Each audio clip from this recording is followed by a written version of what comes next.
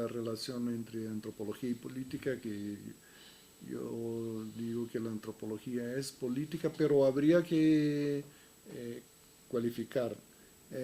Es política crítica, ¿no? ¿Por qué? Porque yo creo que la mejor herencia que tenemos de la antropología primera, para decir de alguna manera, digamos hasta los años 50, 60, cuando tú estabas hablando del funcionalismo británico, del culturalismo americano y que empieza el estructuralismo, qué sé yo, eh, eh, es, es que te obliga a desnaturalizar tu mundo, ¿no? La antropología siempre fue un proyecto de inclusión de otros mundos en el tuyo. Yo la veo así. Y por eso creo que su operación fundamental es desnaturalizar las vidas sociales, económicas, políticas y culturales. Sobre todo para nosotros que no trabajamos con pueblos indígenas. De ahí viene, digamos, nuestra diferencia, que es una diferencia epistemológica, porque si no seríamos una microsociología. La diferencia está en la mirada del antropólogo que viene, digamos, de este tesoro inicial ahí, hermenéutico, interpretativo, ¿no? Que es el conjunto de saberes etnológicos, etcétera, aunque uno no lea tanta etnología como quien trabaja con las poblaciones indígenas, pero tú tienes que saber por tu propia formación, ¿no? Vas a tener que en algún momento meterte adentro de otros pueblos y a través de los textos, de las discusiones, lo que sea. Entonces, y el hecho de desnaturalizar la vida social, política, económica y cultural la transforma en un discurso eminentemente crítico y por lo tanto político, porque lo que está diciendo que este no es el único mundo posible. No, yo creo que no por casualidad, desde los años 90, varias de las posiciones políticas contemporáneas críticas plantean que otros mundos son posibles, ¿no? Y yo creo que la antropología te enseña esto. No solamente que otros mundos son posibles, que en realidad otros mundos existen, ¿no? Existen ahora, incluso a lo mejor en la esquina de tu casa, algunas veces tú no sabes, hay una experiencia comunitaria ahí que se está dando, ¿no? Eh, pero seguramente en otras partes, en países como los nuestros, México y Brasil, ¿no? Con pueblos indígenas que están planteando otra manera de estar en el mundo. Entonces, por esto yo digo que que antropología es política, ¿no? Porque te hace pensar críticamente de tu propio mundo. Y ya esto es una operación enorme, pues nosotros ya como la tenemos así como parte de nuestra vida cotidiana, pero para la mayor parte de la gente esto es como, ¿no? Que mi religión es nada más que una religión, no es la religión, que mi país es nada más que un país, no es el país, ¿no? Y ahí por ahí va, ¿no? Entonces, yo creo que esa es una gran contribución que la antropología da al conocimiento contemporáneo, ¿no?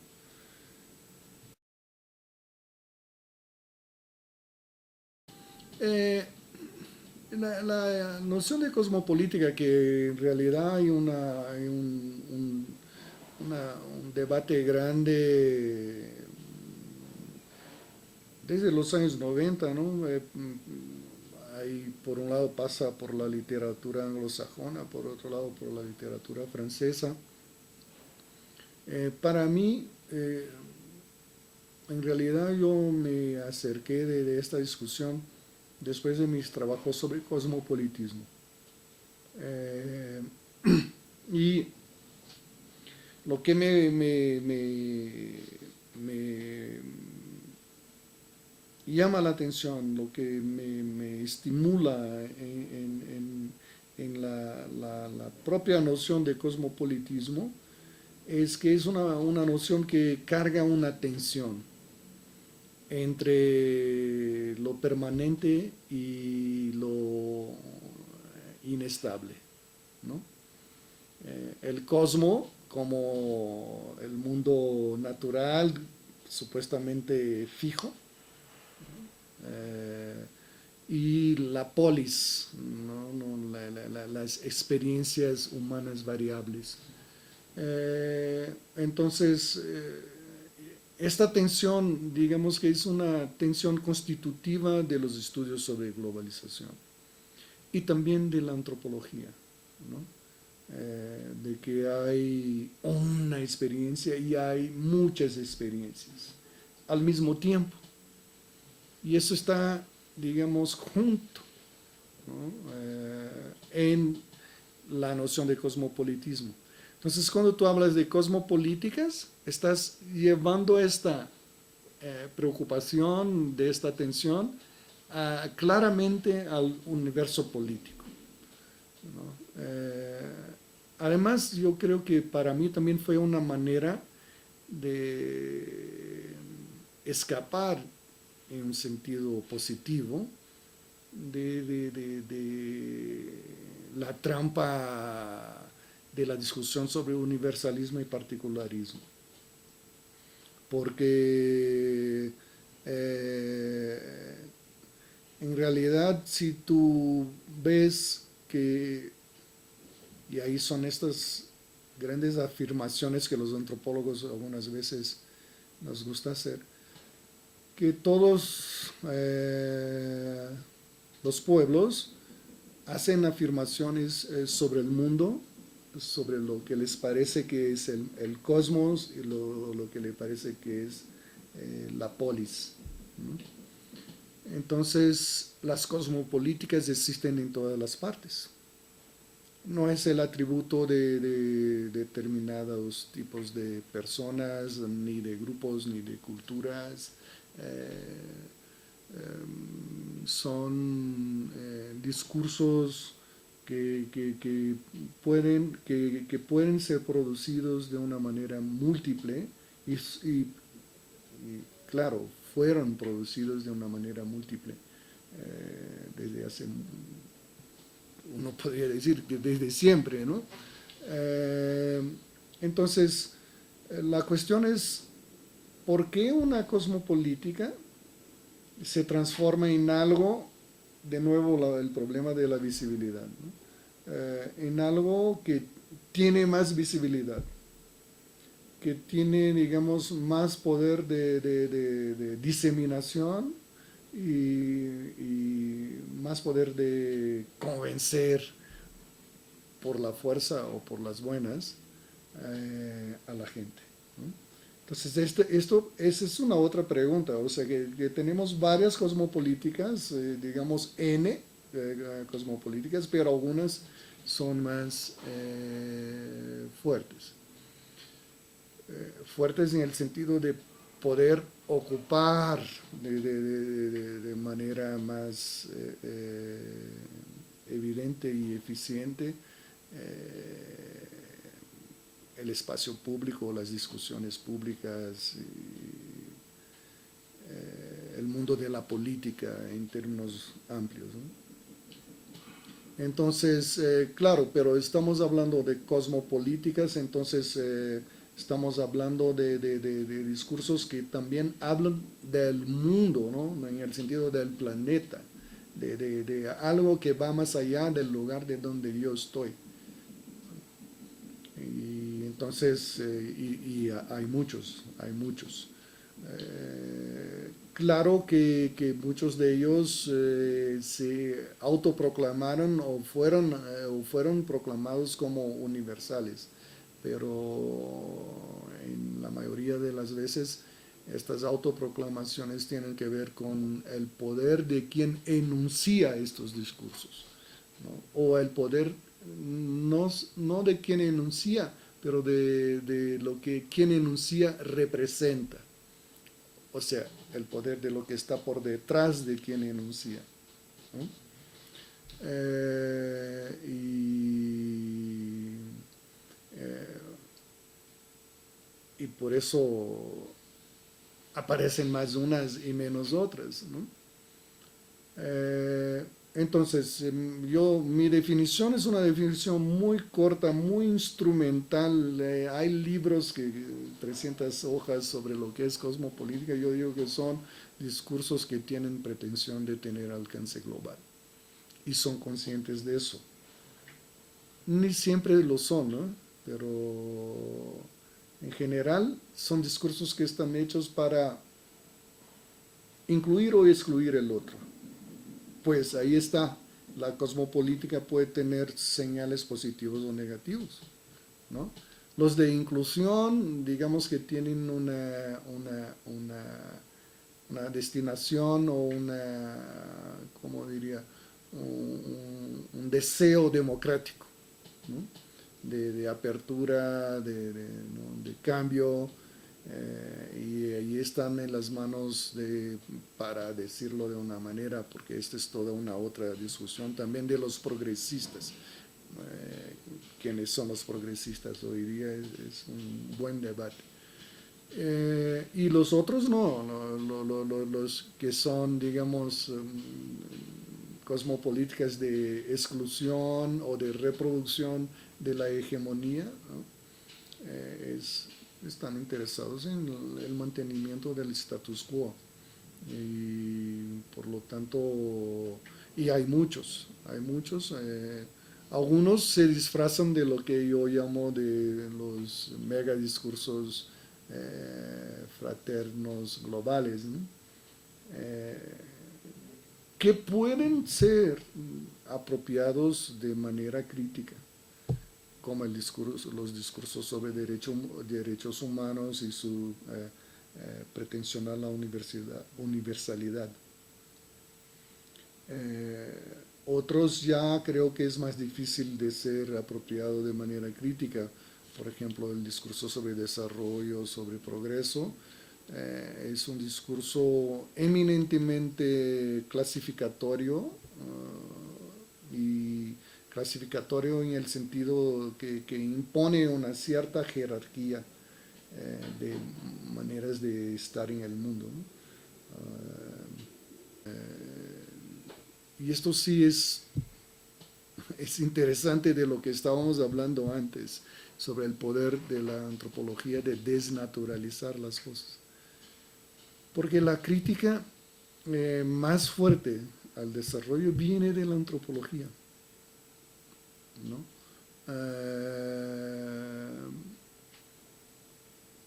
Bueno, a lo mejor en India hay sociólogos también, pero la situación es que en India antropología y sociología andan, a veces los sociólogos se parecen más a antropólogos que otra cosa, es una situación muy mezclada. Pero la crítica viene, ¿por qué? Porque nosotros sabemos que no existe una sola fórmula de buen vivir, ¿no? Y mucho menos que esta fórmula, que está por debajo del paquete del desarrollo, no es una fórmula que esté vacía de contrabandos culturales sobre lo que es la naturaleza, sobre lo que es el destino, ¿no? Del mundo, sobre lo que es ser feliz. Al contrario, Es un paquete, son fórmulas que están totalmente orgánicamente vinculados a la reproducción de la industria, del consumo, del mercado, de la destrucción de la naturaleza, ¿no? Entonces, eh, ahí está, digamos, un ejemplo muy claro cómo la crítica antropológica tiene una radicalidad, ¿no? Porque, hoy, ¿qué están hablando? ¿Desarrollo? ¿Esto? Porque en muchos sentidos los antropólogos trabajamos en escenarios donde tú ves que esto no es verdad, ¿no? Que la promesa salvífica del desarrollo no existe. Pues si la gente está sufriendo ahí, ¿no? Digamos que el meta relato típico del desarrollo es que vamos a estar todos bien en el final. Bueno, pero ¿y esta gente que está aquí? ¿Qué está pasando con esto? Y tú ves, y no son pocos, son muchos, ¿no?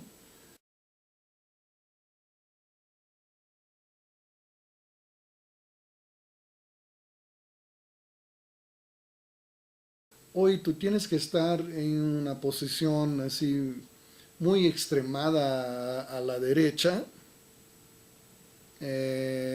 para creer que la diversidad cultural es mala, ¿no? Y claro, esto era una cosa que los antropólogos defendíamos hacía mucho. Entonces, para mí me llama la atención cuando algo de repente, claro que no es de repente, siempre hay historias por detrás, se transforma en un consenso generalizado, independientemente de las posiciones políticas divergentes de los actores, ¿no? Entonces tú piensas, wow, ¿qué pasó aquí, no? Cómo que ahora, eh, para usar el título de un libro que fue muy famoso en Estados Unidos a propósito del multiculturalismo, que decía, ahora somos todos multiculturalistas, ¿no? Eh, yo creo que en realidad hay muchas cosas por detrás de esto. En primer lugar, hay que decir que hay victorias de los movimientos sociales, ¿no? De antirracistas, eh, anti-homofobía, etcétera, ¿no? Entonces, sí, también es un producto de luchas políticas que van, digamos, penetrando las instituciones, porque estatales internacionales, porque de otra manera, ¿cómo irías a cambiar las normatividades, ¿no? Tú tienes que de alguna manera u otra poder influir a donde, digamos, ideologías se van a transformar en leyes, en normas, ¿no? Y esto va a ser en los parlamentos, o en la ONU, o en organismos de gobernanza global, etcétera. Entonces hay todo un camino que viene por ahí. Y claro, pero eh, hay como que una especie la expresión que me viene es como que si fuera una lógica perversa, ¿no? Que las instituciones, para pensar weberianamente, es como que siempre burocratizan el carisma del movimiento, ¿no? Entonces lo que viene por la mano de un movimiento social, político, cuando pasa para dentro de una lógica institucional,